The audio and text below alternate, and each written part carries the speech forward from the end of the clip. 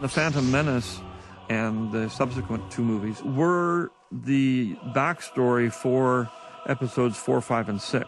And because I wasn't going to make it into a movie, I didn't write it in order to fit the technology. So if it couldn't be made.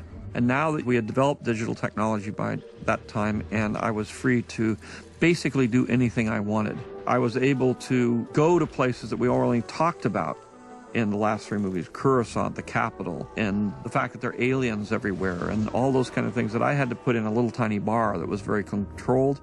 Now I could open up the world and have aliens everywhere.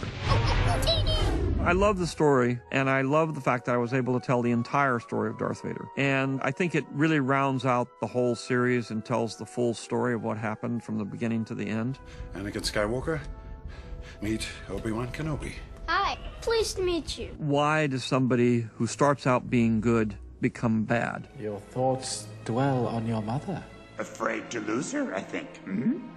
What does that got to do with anything? Everything. Fear is the path to the dark side. Fear leads to anger. Anger leads to hate. Hate leads to suffering.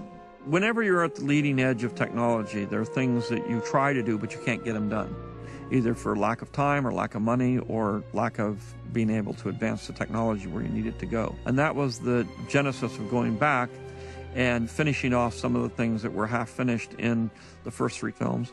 In the second three, there's very little that, because of the fact that I had more time and more money and more technology, there are very few things that actually were left to work on and improve. One of them that we did improve was we were trying desperately to get a digital Yoda into the first film, Phantom Menace. We just couldn't make it work. So we came close. We got Jar Jar and Sebulba and Watto and a lot of other characters, but we couldn't get Yoda because he was much harder to do. And so when we finally did get that accomplished, which was before the second film, we went back and put the digital Yoda back in the first film as it was intended to be. May the Force be with you.